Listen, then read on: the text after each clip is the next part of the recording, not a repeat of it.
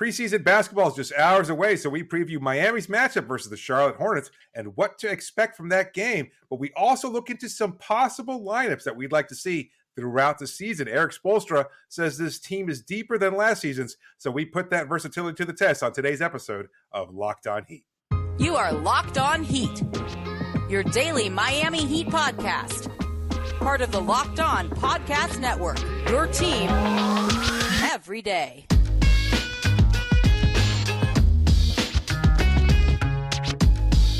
All right, welcome to Locked On Heat, your daily podcast on Miami Heat. I'm Wes Goldberg. Here's always Ramil. However you might be tuning in on YouTube, Odyssey, or your favorite podcast app, thanks so much for making Locked On Heat your first listen every day. Today's episode is brought to you by Jace Medical. Empower yourself when you purchase a Jace case, providing you with a personal supply of 5 antibiotics that treat 50-plus infections.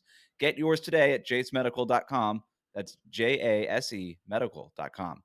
The Heat play preseason basketball tonight, and we'll get to what we're watching for and what you should be watching for against the Hornets in the preseason opener in a bit. But first, we wanted to zoom out and take a look at some of the lineups that we're most interested in seeing early in the season. We're not necessarily trying to predict the best lineups here, right? But just the ones that we find most interesting or most important that we just most want to see. So let's just jump right into this. I came up with 3 of the lineups that I want to see. David, you came up with 3 of your own. We have not shared these lineups. Let's just start with one of yours. Yeah, I just also want to add, apparently rotation discussion and lineup discussion is a lot more of a hot topic that I would have thought amongst our fan base after having some clarity over the last couple of seasons. Not really, by the way, but apparently a lot of fans tend to think that there are a lot of different options on this roster, much like what we've seen from Eric Spoelstra and his talk of versatility and stuff like that. There's a lot of different permutations of what we might be able to see from this group. So that's what led to this exercise. And I'm kind of curious to see what some of the lineups that you came up with. But the first one I went with was something a little different. I don't even think it's realistic. How about that? Like, I just want to see this out there because I think it would be a lot of fun. I know maybe that's not, the best way of selling it, but I just think it's going to be a lineup that could provide a little bit of everything, but something that pops. And that's why I'm calling it my all-electric lineup. So at point guard, I've got Nikola Jovic at point guard. I think right there. That's crazy right away. I love it. That right there. He's your point guard. He brings the ball up. He gets the offense set, makes the right pass. We saw him do it in the FIBA World Cup. I think it's a possibility. At shooting guard, Duncan Robinson spacing the floor, providing that crazy three-point shooting. And then these are my 2 athletic wings that I want out there. Caleb Martin and Jaime Jaquez. One of them is going to go flying in from the baseline for a crazy dunk. Maybe both of them will. It's going to be insane. I'd love to see that. And then lastly, just for the defensive perspective and the fact that he does bring a high level of athleticism, Bam Adebayo, I think, as our center. So it's a big lineup.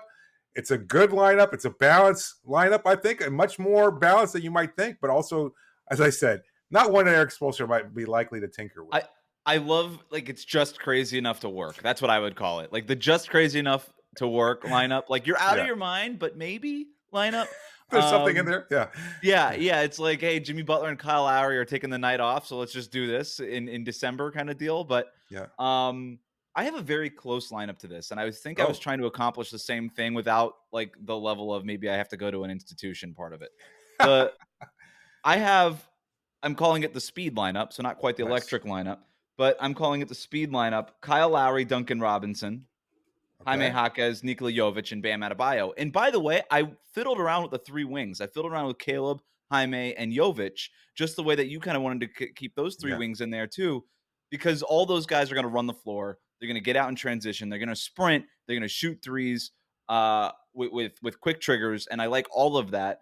Except I just went with the more, actual point guard with Kyle Lowry to run this show instead of Nikola Jovic, but I like it. I love having Nikola Jovic on the floor with Lowry and Duncan Robinson and Bam specifically. And you throw Jaime in there who's just going to sprint and run the floor and do his thing that he's going to do, 360 dunks perhaps. Like all that stuff makes sense. I love the idea of Kyle Lowry in my iteration of this, hit it with the hit-ahead passes, getting them out to basically these wide receivers. That would be Caleb, Jaime, and Jovic. Jovic, I know the playmaking and the three-point shooting, especially the catch-and-shoot stuff, popped right off the screen in the FIBA World Cup, and the stats bear it out. The other thing that I loved about Jovic in the World Cup was his ability to just jump passing lanes and just create opportunities for himself in transition. So I like having all of these guys on the floor together. You could throw Caleb into mine easily for any of those wings, but I would love to see these young guys get on the court together and just run. Enough with the Jimmy Butler, hey, I'm going to be patient. I'm going to Yeah, post up. slow I'm going to walking bully up. you. I'm going Yeah. to get a good shot out of it, but it's slow and it's going to be like with 8 seconds left on the shot clock. Enough of that. I want to see these guys get crazy and just careen towards the basket and create something exciting. Yeah. I don't even know So if it's going to be good, but it'll be exciting. So you got Nikola and Jaime along with who else in the front court? I've got the two youngsters with Duncan Robinson, Bam Adebayo, and Kyle Bam. Lowry. Okay. So you have Bam at Bam's center. got to Yeah. be in there. Yeah, no, I mean that's all rim rolling. A lot of, I think both of those lineups work. I mean, yours is more realistic in the sense that Spo is like, oh, I've got my floor But general. I'm jealous how crazy you got to start this show. I'm jealous of it. But That's it. but That's it. Bam would Yeah. have so much fun in that lineup. Again, like he loves playing with Jimmy and all that stuff, and I'm sure, and that's ultimately Miami's best lineups. Obviously, have Jimmy Butler on the floor, but Right. Bam has to be a little like Bam is such an athlete, right? Like it's like let the Bronco kind of get out of the let him buck, right? Like let him out. He's told us. Let He's him do told his me thing. like let the dog off the leash. Like that's what he Yeah. wants. Yeah, that's exactly what it would be. He would just More go speed crazy out lineups there. with Bam, more electric lineups with Bam. I'm into it. Yeah. Give me one more of yours. We'll probably have to tease into to my next one, but give me All one right. more of yours. Yeah. So I've got my all defensive lineup again. Not particularly sexy, I but I also have think an all defensive lineup. Okay. We yeah, took very similar approaches to this. Maybe that yeah. shouldn't be that surprising. So I've got Josh starting it off, Jimmy Butler, Caleb, Haywood Highsmith, and Bam Adebayo. I think I have that's the your same exact best. lineup. It's I guess we're not teasing anything then, other than the No. fact that it makes a lot of sense. These are your 5 best defenders at every position. You've got versatility. Josh can go 1 through 4, especially as teams go smaller. We know that Jimmy can go 1 through 5. Bam can go 1 through 5. Caleb has gone 1 through 5, and so has Highsmith. So you've got a lot of different aspects there: speed, versatility, switchability, everything that you might be looking for. I think it would be a really workable and much more possible lineup. Switches everything right away. Exactly. Yeah. It jumps in and switches everything. It could also play zone. You could put Haywood and Caleb or Haywood and Josh Richardson probably at the top of the zone, and then have everybody else switch. I think you're much more comfortable on the back line with Caleb, Butler, and Bam. So you put Haywood and Jay Rich maybe at the top of the zone to anchor it. You could, and that's just a 2-3 zone. We could see them go 3-2 zone. We could see them go 1-1-3 on this 1-2-2. Like you can go in a lot of different iterations of this. I think this is a lineup that we will see, unlike your first lineup. I think this is a lineup that we will actually see at some point. It makes sense. It could even close games if Tyler Herro is either injured or having an off shooting night or something like that, or if they just need to drum up their defense a little bit. Like this makes sense because you've got Josh Richardson who might end up starting at point guard anyway. And if we're talking about closing games, you're really running the offense at that point through Jimmy Butler and a little bit of Bam in those final moments. Highsmith and Caleb, like if they're hitting their threes, this lineup has a chance to work. The problem is it's not very dynamic offensively. There's not much dribble penetration, if any. Like even what Jimmy Butler does, I wouldn't consider dribble penetration. It's more of like I'll get there eventually penetration type of deal. Bam could facilitate from the top of the key and hit cutters. Caleb Martin's a great cutter. Jimmy Butler's a very underrated cutter. I guess you would just station Josh Richardson and Haywood Highsmith in the corners. I don't know that any of them are proven as a cutter because I don't know that they have that sort of athleticism, but it could work offensively if they find some tricks to kind of generate. Like if Spo can kind of do his little Spo magic and little Spo fairy dust on this offense and make it actually score points at a reasonable clip. But defensively, it's clamps, dude. Like that's all clamps. Yeah. No, it'd be a lot of fun, I think. And no, you're right. I think this is a lineup that we're much more liable to see throughout at some point in the season. Interesting that we both went with the kind of same direction there. I could see. You and I are nerds, man. We want to see like good defense. Like we got things started in a fun way, just offense, speed, sprint the floor, and like now let's get back to our comfort zone. We want to see them lock some people up. I considered Hawkes too for briefly. I thought he might be a playable option in this. Kind of guy that could end up being in that lineup by the end of the season, but like maybe in Highsmith's place or something like that, or maybe even Josh Richardson's place. You know what I mean? Like that's a little bit of another crazy thing. Jaime got some reps at ball handling stuff in training camp. Not so much the point guard thing, but we'll see. We'll see what that does. But I have an idea for what I think is legitimately going to be Miami's best lineup this year. We're going to get to that next. Today's episode is brought to you by Jace Medical. The Jace case provides 5 life-saving antibiotics for emergency use. All it takes is to get a Jace case is to fill out a simple online form, and in some cases, you jump on a quick call with one of our board-certified physicians. You can get ongoing care from our physicians on any treatment-related questions. Doctor-created, doctor-recommended. Listen, it's so easy for you to get these kind of medications. There's a shortage. If you just want them available to you, and you don't have to worry about it. You've got a really convenient case that you can take with you wherever you go. If you're traveling, if you're in the car, if you're going on a road trip to go catch the heat somewhere, then Jay's case is the one for you. There's so many different options. You get the medications that you need, again, in an affordable, comfortable, and easy to take with you package. So get $20 off right now on these life-saving antibiotics today from Jace Medical by using my code LOCKEDON at checkout. That's Jace Medical, JASE medical.com. And don't forget to use the code LOCKED ON.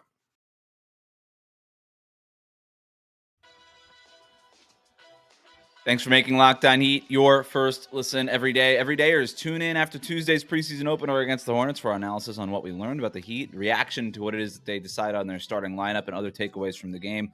Subscribe, YouTube, your favorite podcast app. Do you mind if I get to one of my lineups here, David? No, I want to hear it, actually, yeah. I feel pretty good about this. I think this is going to be the Heat's best lineup this year. All right. So it wasn't necessarily Miami's best lineup in net rating last year, but the Heat's net rating stuff, like you look at the stats, you really got to kind of dig into it because they used so many different lineups last year, David. Like the most used lineup played like 340 minutes or something. That's nothing, okay? That's nothing. So these net ratings, we're all talking about very small sample size. So you really got to look at it. And when I kind of dove into it, last year's best lineup was Gabe Vincent, Tyler Herro, Jimmy Butler, Caleb Martin, and Bam Adebayo. That had an offensive rating of 118, a defensive rating of 101.3. That was plus 16.6 net rating, all right? So outscoring teams by almost 17 points every 100 possessions. That offensive rating to me is more sustainable. The defensive rating to me is absolutely elite, so I don't think it would be that good over a larger sample, but it would be good. Like that personnel, Gabe, Tyler, Jimmy, Caleb, Bam, that's a good defensive lineup, right? Even with Tyler Herro being a part of it. Obviously, Gabe Vincent's no longer on the team, so I just tried to find that version of that for this year's Heat team. And I just went with Josh Richardson in Gabe Vincent's place. To me, that's like the closest doppelganger to Gabe Vincent. It's, all right, hit threes, defend a couple of different spots in that backcourt, and then kind of mostly just stay out of the way just of Jimmy and Tyler and Bam and kind of let them do their thing. So I've got Josh Richardson, Tyler Herro, Jimmy Butler, Caleb Martin, and Bam Adebayo. That's my prediction for what Miami's best lineup will be by the end of the year. Should not be surprising. I don't think it will be the starting lineup, although I think there are people that might think that Caleb Martin should start over Kevin Love. You and I agree. We talked about Miami's starting lineup options on Monday's show. Right. We think it'll be Kevin Love at least starting at power forward. It was almost like that bridge starter to what this is, which might be their best lineup. I could see this closing a lot of games too. A good balance there. I think it is absolutely something that we'll see pretty frequently throughout the course of the season because Caleb pretty comfortable as other teams, as we've mentioned before. Again, you're not married to anything with either Kyle Lowry or Kevin Love in the starting lineup because you're going to be switching out because teams tend to go smaller throughout the course of the game. At the playoffs, again, barring any kind of unforeseen roster change or anything like that, this lineup will absolutely be out there for large chunks of time because there's a good balance, because there's a good level of defense, a good offense, good, just everything that you might be looking for, balance of playmaking, veteran experience, etc. So that seems like a really foreseeable and likely combination, and maybe their best one. I think it could very easily be their best lineup there. Good call on that, possibly and probably being the closing lineup. The only player I would say is maybe on the fringe of that would be Josh Richardson, and it's only because we really haven't seen him closely for a few years now. So you can get to a point where maybe it's Tyler Herro, Jimmy Butler, Caleb Martin, Bam Adebayo, and then you fill in your fifth starter. Maybe it's Duncan Robinson, who's having a hot shooting night. Maybe it's Kyle Lowry, who's throwing in a vintage performance. Maybe it's somebody like Jaime Jaquez, who pops early. Or maybe it's even somebody like Haywood Highsmith, whose defense you just cannot take off the floor. I think all of those could be options there. But right now, that's what I got. What's your third lineup? My third lineup is my all big lineup here. I've got Jovic again at point guard, going crazy with Josh Richardson there alongside. That's the backcourt then, the starting backcourt. Point guard, who cares? Whatever. Positionality doesn't exist anymore. Josh and Jovic are your backcourt.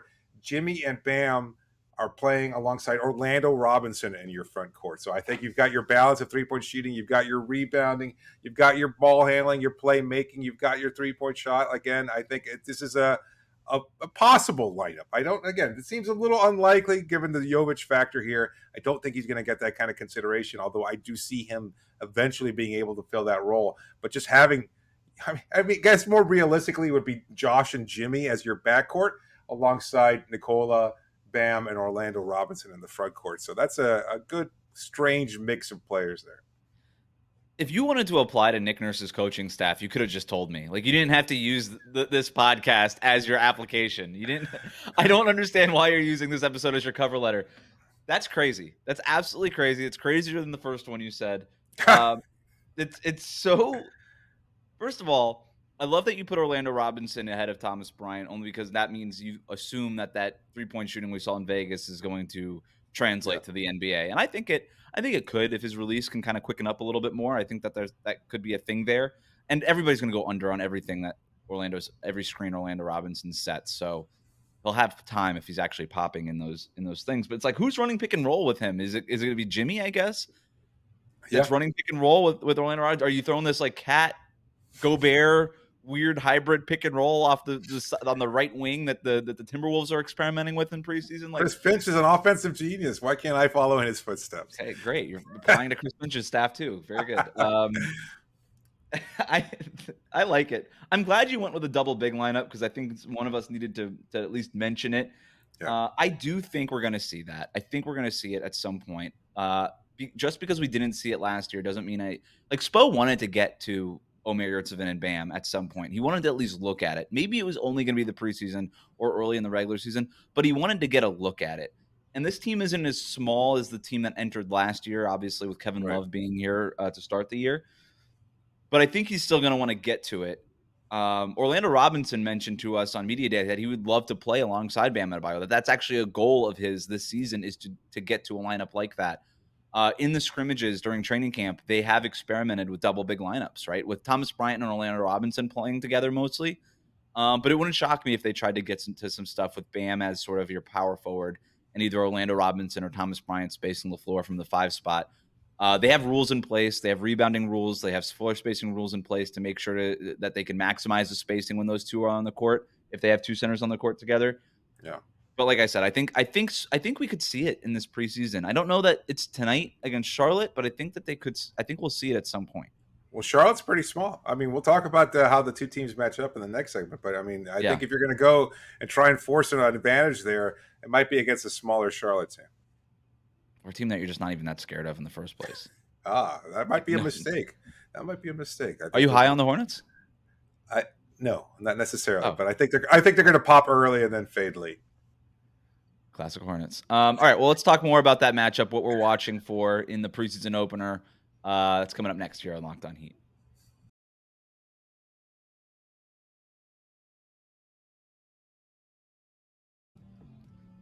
Thanks for making Locked On Heat your first listen every day. Every dayers tune in after Tuesday's preseason opener against the Hornets for our analysis on what we learned about the Heat, our reaction to what Spo decides on his starting lineup, and our takeaways from the game, plus hopefully credit cookies. Ooh, make sure you're subscribed on YouTube and your favorite podcast app. We're back with credit cookies. If you own a bakery, you could sponsor the credit cookies segment. We'd love that. My son would love that. Any kind of cookie you could bring into the family, that would be great. He was most interested in our Oreo cookie eating segment at Media Day, and he watched it with joy just this past weekend, and he really appreciated the fact. He didn't try the fork. He thought it was a little too wild, but I think he's more interested in applying it at some point. That's some mad scientist stuff right there. We got to give Josh Richardson credit where all credit is due. True. More mad scientists than some of those lineups you threw out. The Oreo on the fork lineups. That's what we should call them. Whoa! All right. The Heat opened the preseason against the Hornets tonight. I'm trying to. I kind of want to do this this season, David. I don't like straight game previews. You and I have talked about that sort of in our production meetings. Like, How do we want to talk about these games, especially in the regular season? And just like, do we really care? But I do think there's something to be said about being almost like a taste maker kind of thing. Like, hey, if you're going to watch these games, here's what you should watch for. This is why this game could be interesting. And I kind of want to get into some of those type of things. So I'm calling this segment right now just taste maker. And I don't love it. We could come up with a different name. I don't know what it is, like recommends or something like that, like watch list. I don't know. But it's almost like the way I view this is like there's so many options today on streaming and things like that. Like our job almost on this show is to be like, hey, let us tell you what to watch and what to watch for when you are actually watching this. And what is the like the For You page? Isn't that something like the recommendations? The algorithm tells you what it is that you're most interested in, or something along those lines. I think it might work too. It's like, this is what you want to watch. This is what you should look out for in the upcoming game. The algorithm. We can call it the algorithm segment. Nice. So here's what the algorithm is recommending for you. A few things to watch. First of all, it's recommending this game. It's the first preseason game for the Miami Heat. I don't know how many of our listeners bothered watching preseason basketball over the weekend when there was a big Hurricanes game and NFL stuff on Sunday and all this stuff. But it's the preseason opener for your Miami Heat Tuesday night. Make sure you watch, and then make sure you tune in afterwards for a reaction to the game. But here's what I have in terms of what I'm watching. Right, here's what my algorithm is putting out here. First of all, who starts? That's going to be the main thing. We've talked about it ad nauseum, but we'll get at least a first indicator on what it is that could be Miami's starting lineup, as long as that there's not some sort of late scratch, which with this Heat team is always a possibility. Do not rule out the fact that Jimmy Butler might 15 minutes before the game be like, I'm not playing in this one. I don't expect that to be the case, but I'm not going to be surprised by anything. So I don't know what I want to spend a lot of time on who starts, but it is something that I'm going to be keeping an eye on, obviously even before the game when we get the starting lineup announcement. So just worth putting out there. The other thing, David, I want to see how much of that Tyler Herro, Bam Adebayo pick and roll we see. Because the last time we saw this team with Tyler Herro, they were leaning heavily into that Tyler Herro, Bam Adebayo pick and roll. And then obviously Tyler hurt his hand in the first game of the playoffs, and then they went away from that because he wasn't available. So I'm looking at that. I want to see how much that's used early in this game. And I want to see how much Bam is just facilitating from the top of the nail as well when Tyler Herro is either on or off the court. How much is Tyler Herro on the ball running pick and roll, or sort of running around doing maybe some of that Duncan Robinson off-ball stuff with Bam facilitating at the nail? I'm very interested to see the evolution of the Tyler Herro, Bam Adebayo two-man game. I'm going to be watching those sets very closely. I think that's really interesting. I think we can glean some things of value from these games. But at the same time, I also am going to kind of take the opposite approach, because for me, these games will not really reveal all that much of substance. These are Eric Spoelstra has traditionally and will always do so, with the exception of like the Big Three era, because that was a spectacle that was larger than life, and everybody just wanted to see those three players out there on the floor for the first time ever. Yeah, I think he uses these as like, let's just kind of do something crazy. Let's throw a couple starters. Let's throw some other of these options. Like I will go so far as to say, like last year's first game in the preseason, your starting lineup was Caleb Martin, Kyle Lowry, Tyler Herro, Omer Yurtseven, and Bam Adebayo. So we did get that double big lineup for at least one preseason game. And of course, Yurtseven unfortunately got hurt, and we didn't go through that much more often. Jimmy did take that option of sitting out that first preseason game. It might happen again this time. So I'm just kind of looking at it and saying, you know what? We saw many different starting lineups over the course of the last preseason. We'll probably see them again during the course of this preseason. There are going to be things that are going to stand out, though, and that's what I'm looking for, is more about just a big play, a big moment there, like levels of recognition from Jovic, from Jaquez, because these are the guys that we're expecting to provide that depth that Eric Spoelstra keeps talking about. And for that to be the case, you want to be able to see small, heady, high-level, high IQ awareness out there that they can be playable throughout the course of the season. It might not stick, and it might not be translatable for the 82-game season, but you at least want to see glimpses of it. And in some cases, like Jaquez, I want to see that athleticism.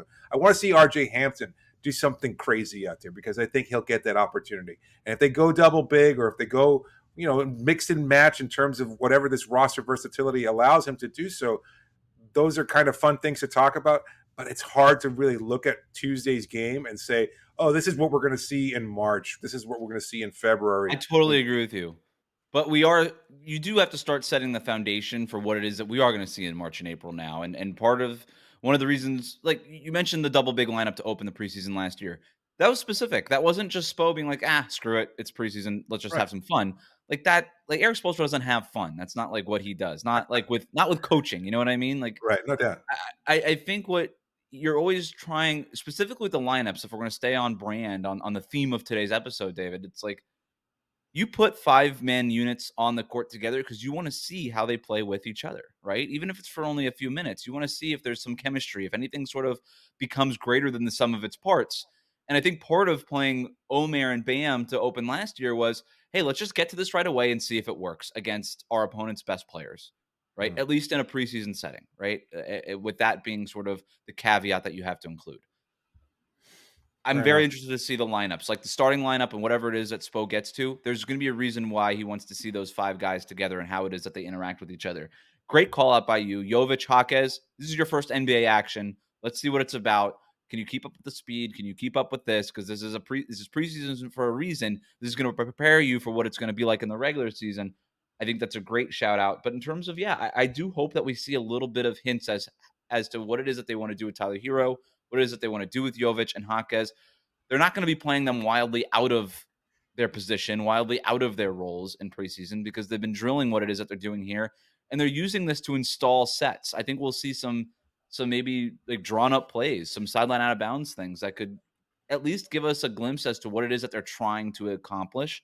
And so that's the last thing I have here is just like the 3-point volume, not to get right back to this because I felt like we talked about this every game in the regular season last year, David, but like how do they go about generating threes this year? What's going to be the watermark that they're trying to hit? All that kind of stuff. Because when you talk about heightening the ceiling of this offense, I think you have to start with 3-point shooting, not specifically the percentages, but you want to get to a certain amount of volume too. I was just doing some quick research there. Jimmy Butler hasn't played in the first game of the preseason since 2019. So wow. You probably won't see him versus your Charlotte Hornets tomorrow, as we're recording, or today rather, as we're recording this on Monday. But that could even be more interesting. I know what Jimmy's going to be. I know what Jimmy's going to be. Yeah, exactly. There are no questions. I mean, he might take a couple of days. He might take 70 games off during the regular season, but we know in April he's going to drop 40 plus on somebody's head, and that's fine. Knowing that gives you a level of comfort that you can kind of go, oh, you know what, we're okay. This is what the theme of the season is going to be. It's like through all the ups and downs and everything else, and as we're talking about all the bad stretches, because there will be bad stretches for this team, and that's just the reality of the NBA. Even the best teams will go through, even the most dynamic teams, with the exception of maybe 73-9 Golden State, will have like a stretch there where you're kind of like, oh man, maybe they're not as good as we thought they were. Miami is not 73-9 capable. They're absolutely nowhere near that. And we'll talk about that at some point as we gear up for the regular season, as far as our season predictions and things of that sort. But, Jimmy can take tomorrow off, and that allows other guys to step up to get those opportunities, because this is really what it's about. For a lot of the guys on this roster, you're looking at making an impact. For Jamal Cain, who knows? Maybe he doesn't stay with his team for beyond the next couple of weeks. This might be his last kind of sort of best opportunity. Yeah, absolutely. I want to see him get to some of these other lineups too. Maybe without Jimmy Butler, you can get to your all electric lineup, or you're just crazy enough to work lineup, or your Josh Richardson eats Oreos with a fork lineup, whatever we're calling it. I'm sure we'll see something interesting. We will be there at Kaseya Center to cover it. We will have a recap after the game, immediately following the game. But for now, thanks for making Locked On Heat your first listen every day, everydayers. Make sure that you are tuned in. Hit that subscribe button on YouTube. Follow us on your favorite podcast app.